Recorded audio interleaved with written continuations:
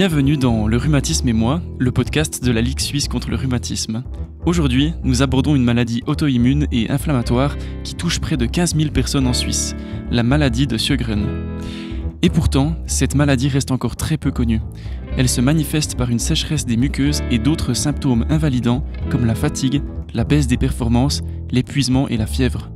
Diagnostiquer cette maladie peut prendre des années et sa prise en charge implique une collaboration entre plusieurs spécialistes. Pour en parler, nous recevons aujourd'hui deux invités, Alice Grosjean, engagée dans l'association romande du Sjögren, qui nous livrera son témoignage, et le docteur Alexandre Dumusc, rhumatologue au CHUV, qui nous aidera à mieux comprendre cette maladie. Bonne écoute. Alors bonjour à tous les deux, merci d'avoir accepté notre invitation pour ce podcast. Comment allez-vous aujourd'hui ? Ça va bien aujourd'hui, merci.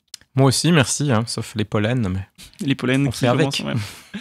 Est-ce que vous êtes d'accord pour commencer de vous présenter en quelques mots peut-être ? Alors oui, je m'appelle Alice, j'ai 41 ans, j'habite à Bienne, mais je suis vaudoise. Et puis, j'étudie les sciences sociales à l'université de Neuchâtel. Et je suis engagée dans les associations de patients depuis maintenant presque 25 ans. Moi, je m'appelle Alexandre Dumusc, donc je suis médecin, rhumatologue. Je travaille au CHUV depuis une dizaine d'années dans la plupart des maladies inflammatoires. Puis j'ai un intérêt particulier, scientifique notamment, pour la maladie de Sjögren. Et sinon, en dehors de la médecine, qui prend beaucoup de temps, j'aime bien la montagne et me vader un peu.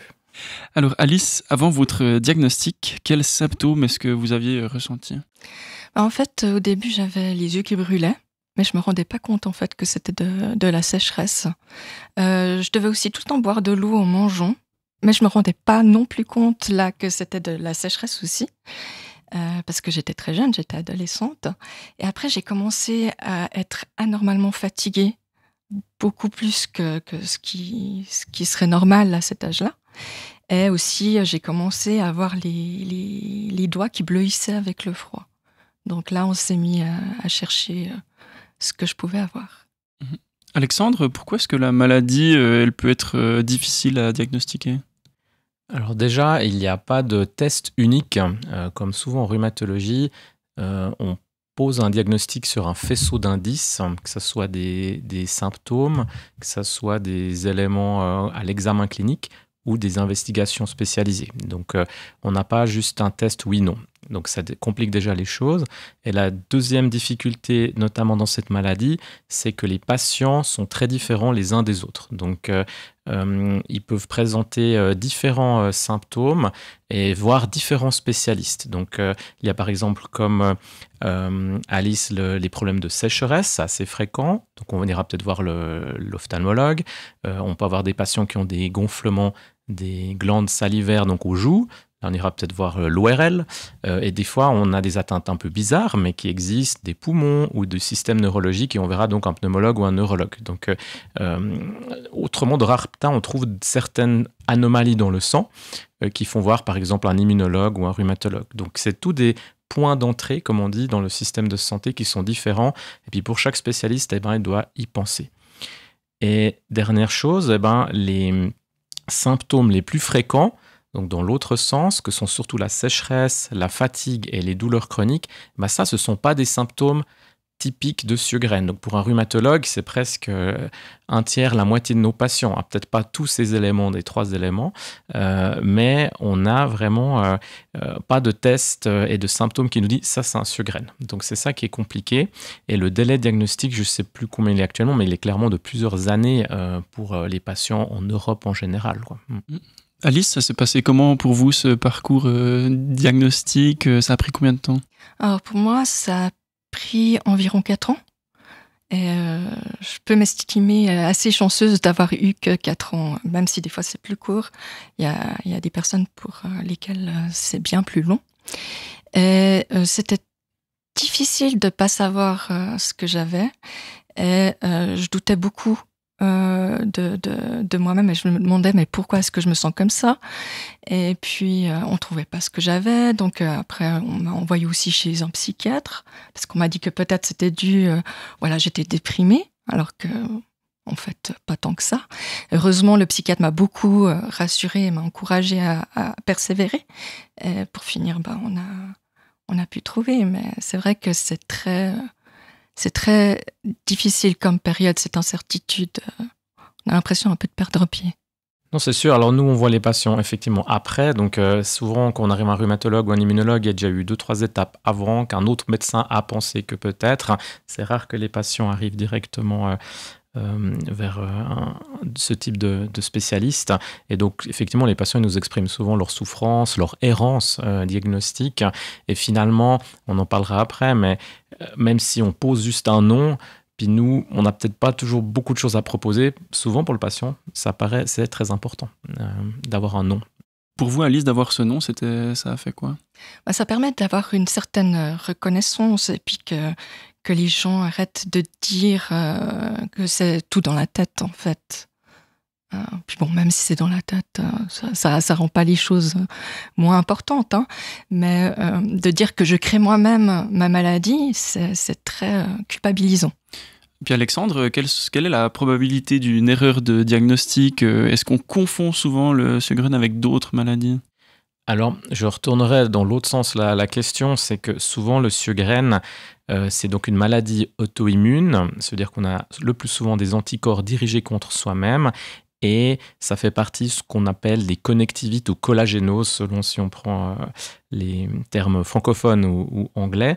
Mais ce sont des maladies ou une maladie assez proche, par exemple, du lupus ou d'autres pathologies rares. Et donc, en gros, elles se chevauchent souvent. Donc, c'est nous qui avons mis des carrés, des cases où on essaie de classer les patients, surtout pour la recherche, mais dans la réalité, on a souvent des patients qui sont à moitié dans une maladie, à moitié dans l'autre. Donc, on a souvent ce qu'on appelle une maladie de Sjögren associée, c'est-à-dire qu'on a le Sjögren plus encore un cadeau bonus supplémentaire, une deuxième, troisième des fois maladie auto-immune. Le plus souvent, ça peut être le lupus, la sclérodermie plus rarement. Et puis, pour un rhumatologue, le plus fréquent, c'est aussi la polyarthrite rhumatoïde, qui est souvent en présence du Sjögren en même temps. Et l'autre élément, c'est qu'on a souvent des autres maladies auto-immunes, comme qu'on a un Sjögren, mais qui n'ont rien à voir forcément avec le Sjögren, mais ça augmente le risque de survenue. Et donc, on peut avoir, par exemple, une maladie liée au gluten, une cœliakie, on peut avoir des dérèglements de la thyroïde, ou même des pathologies du foie auto-immunes. Et ça se rajoute en plus, ça complexifie la situation, mais c'est pas ce que j'appellerais une erreur diagnostique. Pour les erreurs diagnostiques, le plus classique, c'est de se tromper avec une fibromyalgie, comme c'était le cas peut-être au début avec Alice. On a un patient fatigué, souvent des fois déprimé, parce qu'effectivement il erre dans le système et puis on ne trouve pas de nom ou de solution, et il présente les douleurs chroniques et des fois, par exemple, un syndrome sec qui peut mettre la puce à l'oreille. Et c'est vrai qu'il y a certains médecins qui ne feront peut-être pas beaucoup d'autres examens et qui diront vous souffrez de syndrome douloureux chronique ou d'une fibromyalgie, et ça s'arrête là et on passe plutôt vers une prise en charge de soutien psychologique. Et l'autre diagnostic classique un peu plus spécialisé, c'est lorsqu'on trouve dans le sang certains anticorps, par exemple qu'on appelle le facteur rhumatoïde, et on confond le patient pour une polyarthrite rhumatoïde. Et en fait, souvent, même si c'est des maladies proches, finalement, cet élément dans le sang est expliqué par le Sjögren uniquement et pas par une polyarthrite. Voilà, c'est les deux principales erreurs. Et l'autre élément final, c'est pour la sécheresse. Lorsqu'on a un patient qu'on nous envoie pour uniquement sécheresse, il ne faut pas oublier les médicaments. Là, j'ai les pollens, je prends des antihistaminiques, ça c'est classique. Maintenant, j'ai les yeux secs depuis 2-3 jours. Donc, il y a des centaines de médicaments qui font la sécheresse. Et donc ça, il faut y penser. Comme rhumatologue un peu spécialisé, avant de suspecter un Sjögren chez tout le monde, il faut toujours regarder les médicaments. Et c'est souvent là où on a aussi la cause de sécheresse. Et quelles sont les techniques diagnostiques que vous pratiquez pour déceler la maladie ? Alors, brièvement, la base, c'est déjà d'interroger le patient et de l'examiner. Ça paraît basique, mais on a beaucoup d'informations grâce à ces éléments qui ne sont pas chers. Et ensuite, on fait une prise de sang où on recherche surtout la présence d'anticorps assez spécialisés, mais pas complètement pour le Sjögren. Et on essaye de mesurer ou d'objectiver, comme on dit, une diminution de la production des larmes et de la production de la salive. Donc, on a des moyens de mesurer combien de larmes on fabrique et combien de salive on fabrique. Et souvent, on peut s'arrêter là si on a assez d'éléments. Et dans des cas par exemple, où il nous manque de ces éléments, où ils sont normaux, on peut aller jusqu'à faire une échographie des grosses glandes salivaires et voir ce que je fais quand même régulièrement, des biopsies des petites glandes salivaires. Donc, c'est une petite biopsie à l'intérieur de la lèvre qui nous donne des informations où on recherche vraiment une attaque de ces petites glandes. Et c'est très utile pour les patients qui n'ont pas les anticorps qu'on trouve habituellement. Et les autres investigations sont surtout, une fois qu'on a le diagnostic, en fait, on évalue si certains organes sont touchés. Ça peut être les poumons, le rein, le système neurologique. Et là, ça dépend vraiment de chaque patient. Il n'y a rien d'automatique.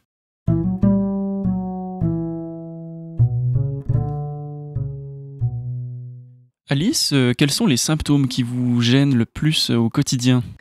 Alors, personnellement, ce qui me gêne le plus, c'est la fatigue. Parce que c'est une fatigue, c'est même pas de la fatigue, c'est de l'épuisement. Et c'est de l'épuisement qui varie beaucoup d'un jour à l'autre, d'une semaine à l'autre, d'un mois à l'autre, voire même d'une heure à l'autre. Donc, je peux être parfaitement bien à un moment, et une heure après, tout d'un coup, je me sens complètement assommée, jusqu'à avoir envie de me coucher n'importe où pour me reposer. Donc ça, c'est pour moi une des grosses difficultés. Ce caractère imprévisible de la fatigue. Et puis, j'ai aussi des douleurs chroniques, donc surtout au niveau des articulations, et c'est des douleurs qui voyagent. Donc, j'ai une surprise chaque matin. Et puis, je vais prendre des médicaments assez forts pour supporter ces douleurs. Ça a aussi des effets secondaires. Donc, voilà. J'ai aussi des douleurs neurologiques, donc c'est aussi des médicaments pour ça. Donc c'est des sensations un peu étranges de fourmillement dans les jambes qui m'empêchent de dormir. Donc je suis obligée de prendre un médicament pour ça, sinon c'est insupportable. Autrement, oui, j'ai beaucoup de sécheresse. Chez moi, j'ai beaucoup les yeux secs et la bouche sèche. Donc, ça veut dire se réadapter, rien que pour manger, comme je l'ai dit au tout début. Quand je mange, je ne peux pas manger sans verre d'eau à côté. Donc, il faut réapprendre à manger pour avaler, il faut mélanger avec de l'eau. Donc, c'est une technique à acquérir. Pour les yeux, ça demande aussi de mettre beaucoup de gouttes dans les yeux tout au long de la journée, spécifiquement quand on est devant un écran. Au départ, j'avais commencé à faire, quand j'étais plus jeune, j'avais commencé à faire des études d'informatique, et puis après, c'était juste impossible pour moi, parce que de rester toute la journée devant un écran, j'avais les yeux qui brûlaient. Et pendant la nuit, il faut mettre aussi des pommades pour pas se réveiller au milieu de la nuit à cause de la sécheresse. Faut mettre aussi des produits pendant la nuit dans la bouche pour pas se réveiller là non plus, ou bien pas boire de l'eau, devoir se lever pour aller aux toilettes, se recoucher, se relever pour reboire de l'eau, etc. pendant toute la nuit, déjà qu'on dort mal avec la fatigue et avec des douleurs. Mais le pire, c'est que quand j'ai de la fatigue, j'arrive pas à m'endormir le soir. Mon sommeil est complètement déréglé. Et puis, quand je dois énumérer mes symptômes, franchement, j'en oublie la moitié, parce que il y en a beaucoup, et puis il y en a que je ressens plus par moment ou par d'autres. Par exemple, le phénomène de Raynaud, qui est les doigts qui bleuissent avec le froid. Moi, j'ai beaucoup plus en hiver. Donc voilà, en été, j'oublie un peu, puis tout d'un coup, je me rappelle en automne que j'ai ce symptôme-là, puis que ça va m'handicaper beaucoup pour faire certaines choses. Donc voilà pour les principaux. Après, il y en a encore un certain nombre. Alexandre, elle vient d'où en fait cette fatigue chronique, cet épuisement chronique, et puis ces douleurs qui sont diffuses ?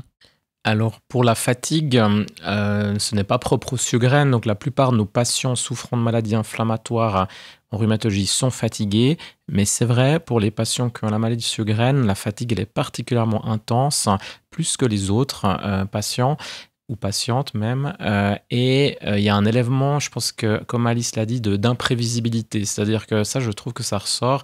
Le matin même, les patients, ils ne savent pas s'ils vont avoir une bonne journée ou pas. Et je vous laisse imaginer toutes les conséquences sociales que ça a quand il faut annuler toute sa journée parce qu'on n'a plus d'énergie, ou que ça va fonctionner quand même. Et ça, c'est très variable selon les jours, ce qui est dur à gérer au quotidien, que ce soit au niveau professionnel, social. Pour la cause, il faut admettre qu'on ne sait pas. Il y a des hypothèses, bien sûr, il y a des recherches en cours. L'hypothèse actuelle, c'est qu'il y a une espèce de on pourrait dire comme une grippe permanente. Donc les mêmes systèmes qui sont mis à contribution quand vous avez un virus, une grippe, en état grippal, c'est comme si il réagissait de manière aberrante et il s'active en permanence.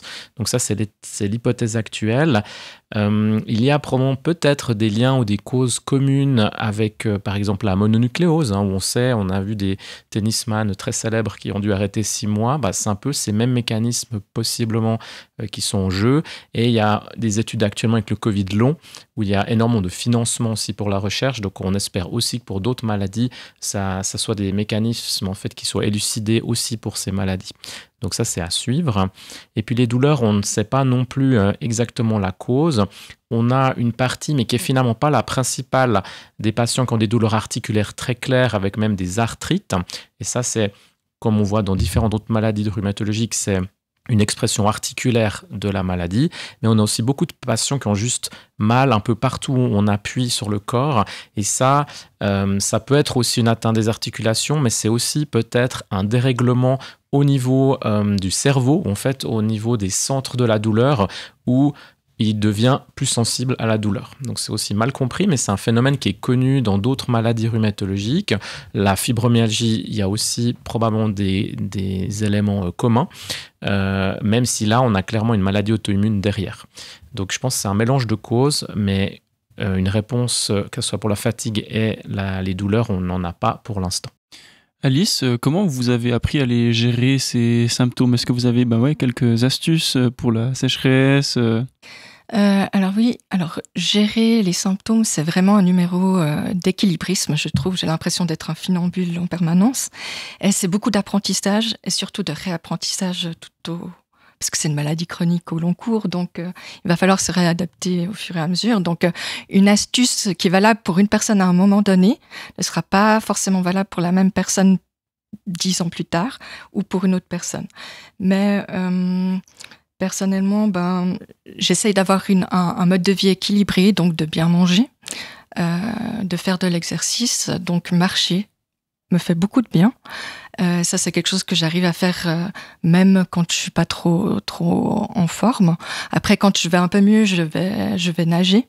Ça, c'est quelque chose que j'aime beaucoup faire et qui me fait beaucoup de bien, mais j'y arrive pas tout le temps. Il y a des périodes où j'y arrive pas. Et puis, autrement, il y a différents médicaments qui me soulagent. Et puis, pour la sécheresse buccale, je bois régulièrement des petites gorgées d'eau. Et j'utilise des pastilles qui lubrifient aussi ma bouche en continu. Donc ça aide beaucoup pour la nuit. Ou bien alors quand je vais prendre les transports publics, comme ça, pas avoir tout le temps à boire et devoir aller aux toilettes. Et puis, pour les yeux aussi, il faut mettre régulièrement des gouttes dans les yeux. Puis ce que j'ai remarqué, c'est que c'est important de mettre des gouttes avant d'avoir mal aux yeux ou avant de ressentir une gêne pour prévenir en fait les petites abrasions sur la surface de l'œil. Je dirais que c'est aussi très important de garder des choses qui nous font plaisir, parce qu'on a vite fait de faire passer ça à la trappe pour remplir nos obligations sociales, pour juste aussi pour fonctionner au quotidien, rien que de s'occuper de la maladie, de manger, de se laver. Rien que ça, des fois, ça nous prend toute notre énergie. D'essayer quand même de garder des moments de plaisir et de joie, c'est vraiment important de garder ça pour aller bien. Et personnellement aussi, ce qui m'a beaucoup aidée, j'étais réticente au début, mais je vais voir une psychologue qui m'aide aussi à bien gérer toutes les dimensions de la maladie et tous les symptômes. Comme ça aussi, en lui parlant de ce qui m'arrive, j'arrive moi-même aussi à mieux me rendre compte là où je dois faire un peu plus attention et à faire des ajustements. Ça m'aide beaucoup personnellement. Alors dans la maladie de Sjögren, il y a différentes parties du corps qui sont touchées et impliquées. Quel rôle peuvent jouer les différents spécialistes dans la prise en charge de la maladie ? Alors c'est vrai, la maladie de Sjögren, c'est une maladie qu'on appelle multisystémique, c'est-à-dire qu'elle touche tout système où ça dépend le patient, au moins un certain nombre. Et donc ça implique plusieurs spécialistes, soit somaticiens, donc là c'est rhumato-immunologue, ou ça peut être le pneumologue, le neurologue, selon l'atteinte du patient. Et après, on a effectivement sur le plan psychologique un psychiatre, un psychologue. Et après, il n'y a pas que les médecins. Donc, il y a aussi, par exemple, des physios, des ergos, différents autres personnels de santé. Donc, effectivement, il y a souvent plusieurs personnes impliquées. Et il faut admettre que le système de santé suisse rend difficile, en fait, la coordination, ne le valorise pas du tout. Donc ça, c'est là pour toutes les maladies chroniques, dont la maladie de Sjögren. Et donc, je dirais que les spécialistes, en tout cas médecins, ils sont surtout utiles au diagnostic, parce que, comme on a vu, c'est déjà difficile, donc il faut y penser. Et une fois que l'atteinte, elle est claire et le diagnostic est posé, on suit les patients pour chaque organe. Donc l'ophtalmologue va suivre peut-être une fois par année les yeux, va adapter les traitements avec les gouttes. L'ORL ou le dentiste plutôt va suivre l'état des dents, proposer des ajustements. Et c'est vrai qu'en tout cas dans la maladie de Sjögren, c'est souvent un immunologue ou un rhumatologue qui assure un peu le rôle de coordination, en soutien aussi avec le médecin de famille, qui est aussi très présent. Et c'est vrai que c'est un défi au quotidien de coordonner toutes ces personnes. Et aussi le patient, finalement, je pense il doit être au centre, et lui doit être impliqué. Et c'est vrai qu'on voit souvent tous les patients n'ont pas les ressources pour gérer tout ce système assez complexe, et c'est pas, je pense, facile à vivre pour tous les patients. Ouais, Alice, pour vous, comment ça s'est passé, ces différentes thérapies et puis le lien entre les différents professionnels? J'ai envie de dire que c'est un véritable travail. C'est même parfois, par moments, un travail à plein temps. Parce qu'il faut gérer tous les symptômes, mais il faut gérer tous les traitements pour les symptômes, il faut gérer tous les effets secondaires des traitements pour les symptômes. Et donc, ça fait des fois, il me faut des médicaments pour traiter les effets secondaires du traitement qui traite les effets secondaires. Enfin, c'est à se taper la tête contre les murs. Et puis, c'est vrai que de gérer aussi les différents professionnels de santé, c'est pas évident parce qu'il faut en voir beaucoup. J'ai un spécialiste qui m'aide à coordonner, et donc lui, il vérifie s'il faut faire des examens complémentaires, mais la base, c'est quand même moi qui l'a fait. Mais c'est vrai que il faut gérer l'ophtalmologue, le néphrologue, le dentiste, l'ophtalmologue, le physio. Donc oui, ça demande beaucoup d'énergie, et ça prend beaucoup de place dans la tête. Ça demande une sacrée organisation. Alexandre, est-ce que la maladie est curable et quels sont les traitements qui existent pour le moment pour cette maladie de Sjögren? Alors malheureusement, pour l'instant, la maladie de Sjögren, comme la plupart des maladies rhumatologiques, n'est pas curable. Et les traitements ont pour but de diminuer l'activité du système immunitaire quand ils sont indiqués. Donc dans la maladie de Sjögren, la plupart des patients sont traités surtout symptomatiquement, c'est-à-dire qu'on traite la sécheresse des muqueuses et les douleurs.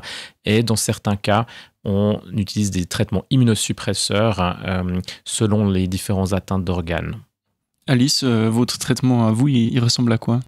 Alors, j'ai des traitements symptomatiques pour les yeux, pour la bouche, pour substituer les liquides que je n'ai plus. Autrement, comme j'ai une atteinte rénale en raison de mon Sjögren, je prends justement des médicaments immunosuppresseurs, donc qui suppriment une grande partie de mon système immunitaire. Donc je suis beaucoup plus sensible aux virus et aux bactéries. Et puis quand je tombe malade, il me faut beaucoup de temps pour me remettre. Autrement, je prends des antidouleurs. Et puis, je vais régulièrement faire de la physio aussi pour ça. J'essaye d'avoir une alimentation équilibrée, donc c'est-à-dire bien manger beaucoup de fruits et légumes et d'avoir une grande variété dans les aliments. J'essaie de bouger et de ne pas être trop sédentaire, même si des fois c'est compliqué. Je prends des médicaments aussi pour l'estomac parce que mon traitement immunosuppresseur me crée des problèmes digestifs. Parfois, je fais des thérapies complémentaires aussi, comme par exemple, je fais de la réflexologie. Je trouve que ça m'aide à un peu maintenir un certain équilibre. Alexandre, quels sont les espoirs en termes de recherche et de traitement dans le futur ? Alors même s'il y a 10 à 15 ans de retard sur les autres maladies, maintenant il y a plusieurs groupes de recherche et des entreprises pharmaceutiques qui s'intéressent beaucoup à la maladie de Sjögren.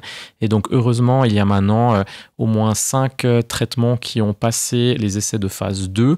Ça veut dire qu'ils ont montré dans un tout petit groupe de patients une efficacité. Et donc maintenant, ils sont tous en phase 3, c'est-à-dire ils doivent être validés dans un grand nombre de patients. Et si c'est positif, ça sera la première fois dans l'histoire où un traitement est reconnu pour le Sjögren. Et je pense que souvent, il y en a 1 sur 5 qui va passer. Donc au moins, on en aura probablement un dans les prochaines années. Donc c'est plutôt une bonne nouvelle. Alice, vous de votre côté, quelles difficultés est-ce que vous avez rencontrées dans votre parcours de soins? Est-ce qu'il y a eu des problèmes, par exemple, avec les assurances maladie ou autre chose? Oui, alors les 3 grandes difficultés, je dirais, c'est que déjà, c'est une maladie qui est essentiellement invisible. Donc pour la faire reconnaître, c'est compliqué. Deuxièmement, il y a aussi une méconnaissance de la maladie, même au sein du milieu médical. Il y a les spécialistes qui la connaissent, mais partout ailleurs, c'est pas très connu. Et puis aussi, il y a un problème au niveau du remboursement de certains soins, notamment le dentiste, les soins dentaires. Normalement, ils devraient être remboursés dans notre maladie. Mais c'est une véritable bataille d'obtenir certaines choses et même pour de nombreuses personnes, ils trouvent un moyen de ne pas entrer en matière. Alice, qu'est-ce que vous auriez aimé savoir plus tôt sur cette maladie? Alors plus que les connaissances techniques, je dirais que le plus important, c'est d'apprendre à connaître son corps et apprendre à s'écouter. Pour bien gérer les choses. C'est ce qui m'a le plus aidé à gérer ma maladie, c'est savoir m'écouter. Ça vous dirait que dans un premier temps, ça a été difficile pour vous de vous écouter? Oui, clairement, parce qu'il y a quand même beaucoup de pression à la performance et puis il faut se battre, il faut être courageux et puis il faut avancer. On entend beaucoup ce genre de choses. Et donc, oui, dans un premier temps, on a plutôt tendance à essayer de pas écouter la douleur, pas écouter la fatigue pour maintenir un niveau de performance standard. Et en fait, ça mène à beaucoup plus de problèmes que ça n'en résout. On arrive à de l'épuisement comme ça, à des burn-out, à des dépressions, à plein de choses. Et c'est contre-productif. Donc, oui, c'était vraiment un apprentissage pour moi d'apprendre à écouter mes symptômes et mon corps. Ouais. Alexandre, où est-ce que les patients et patientes peuvent-ils trouver de l'aide et du soutien pendant une longue période d'incertitude, avant le diagnostic ou même aussi pendant la prise en charge? Bon, avant le diagnostic, je dirais que c'est essentiellement avec leur entourage, leur famille, leurs amis, même si c'est pas toujours facile d'être compris, parce que beaucoup de symptômes sont invisibles. Le médecin traitant est un pilier important aussi. Et puis une fois qu'on a le diagnostic, je pense qu'on a vraiment une valeur ajoutée de participer à des groupes de patients, que ce soit par exemple l'association romande de Sjögren ou des groupes de la Ligue suisse du rhumatisme ou d'autres groupes où les patients là peuvent discuter entre eux de problèmes qu'ils ont en commun et savoir comment les autres ont pu les résoudre. Et cela donne aussi un soutien psychologique important. Ouais, justement, Alice, vous avez créé, vous, une association pour les personnes qui sont atteintes de la maladie. Qu'est-ce que vous proposez avec cette association?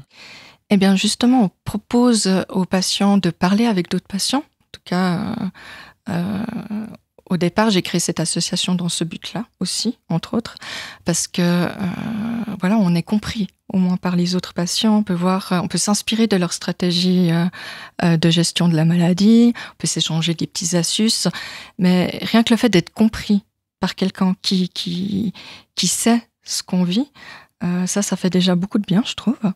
Et puis, on est une petite association gérée essentiellement par 2 patientes. Et puis, ce qu'on fait beaucoup aussi, c'est du travail d'activisme, comme la Ligue suisse contre le rhumatisme. D'ailleurs, ça veut dire qu'on essaye de faire reconnaître la maladie et toutes les problématiques et puis d'améliorer les choses. Et ça, c'est un travail qui se fait en coulisses et qui n'est pas très visible. Donc ça, c'est une grande partie de notre travail au sein de cette association. Alexandre, quel message aimeriez-vous faire passer à vos collègues médecins pour une meilleure prise en charge de la maladie de Sjögren?